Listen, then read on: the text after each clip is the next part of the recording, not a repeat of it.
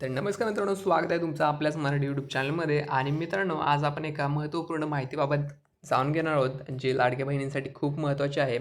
तर मित्रांनो, लाडक्या बहिणींसाठी धोक्याची घंटा आणि 4 दिवसानंतर तर मित्रांनो, तुमचा नंबर तर येत नाही ना, हे लगेचच तपासा. तर मित्रांनो, राज्यातील महिलांसाठी महायुती सरकारने खास योजना सुरू केली.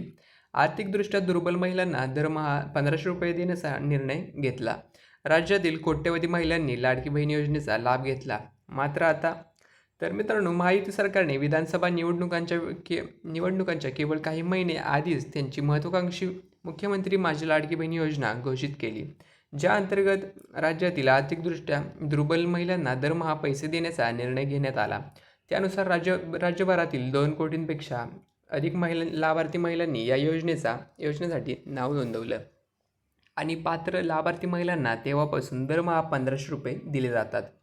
दर महिन्याचे पैसे त्यांच्या बँक अकाउंटमध्ये जमा होत असतात. या योजनेचा अनेक महिलांनी लाभ घेतलाच. त्याचा महायुती सरकारलाही मोठा फायदा देखील झाला.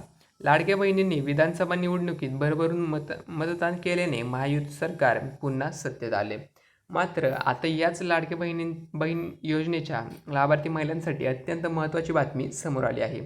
तर मित्रांनो, मुख्यमंत्री लाडकी बहीण योजनेत ज्या ऑनलाईन ग्राहक ओळख म्हणजेच अर्थात ई-के-वाय-सी प्रक्रियेची मुदत संपण्यासाठी आता केवळ 4 दिवस शिल्लक राहिले आहेत. 30 एप्रिल हा शेवटचा दिवस असणार आहे आणि याचबरोबर ई-के-वाय-सीसाठी महिला व बालविकास विभागाने आत्तापर्यंत 3 वेळा मुदतवाढ दिली आहे. मात्र अजूनही 26 लाख बहिणींनी ई-के-वाय-सी केलेली नाही. त्यामुळे येत्या 4 दिवसात ही प्रक्रिया पूर्ण झाली नाही तर लाखो महिला अपात्र ठरू शकतात. तर मित्रांनो, लाडक्या बहिणींसाठी धोक्यांची घंटा काय आहे? तर मित्रांनो, लाडकी बहीण योजनेच्या राज्यात 2 कोटीपेक्षा जास्त आणि जवळपास 2,47,00,000 महिला लाभार्थी आहेत.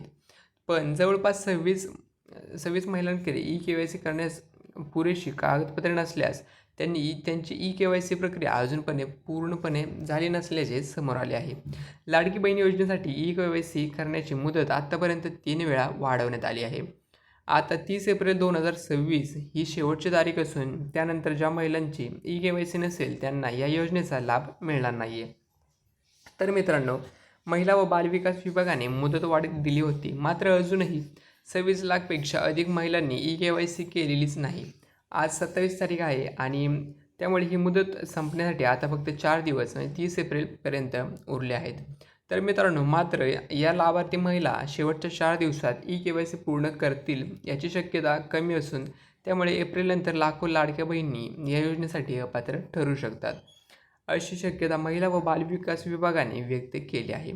30 एप्रिल रोजी बँक बंद होईपर्यंत या योजनेची पडताळणी सुरू राहणार आहे. या 4 दिवसात प्रक्रिया पूर्ण न झाल्यास हे 26 लाख लाभार्थी योजनेतून कायमचे बाद होऊ शकतात.